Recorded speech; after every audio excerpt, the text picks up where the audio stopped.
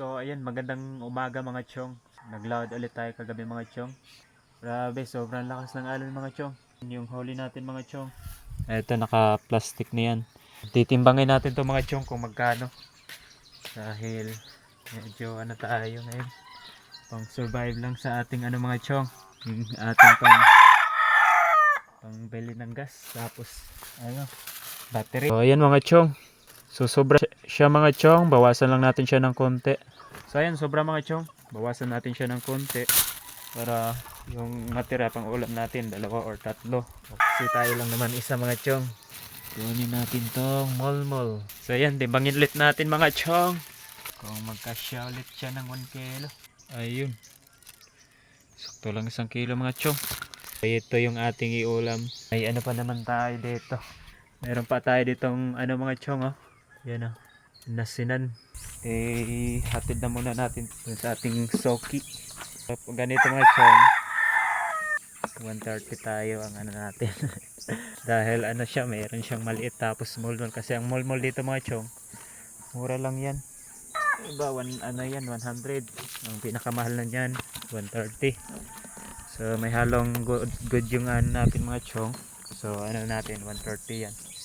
So yan, maka ano lang yun sa ating patok-tok ng ating manok.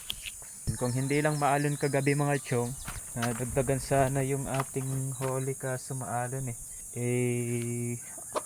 napadpad tayo. So ayun mga chong, yan, may binili tayo ditong suka at saka magic sarap. So wala palang toyo si ate.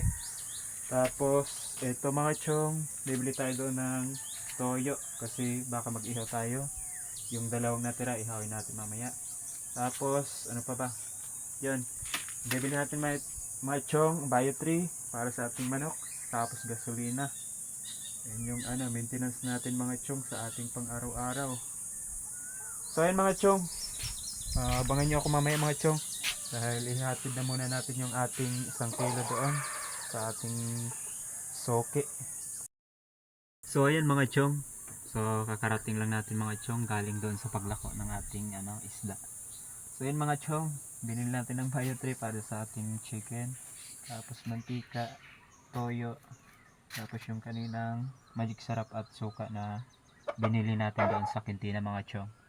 So yun mga chong, ito yung kailangan natin mga chong sa ating pang araw-araw. Nakapag-gas na din tayo mga chong.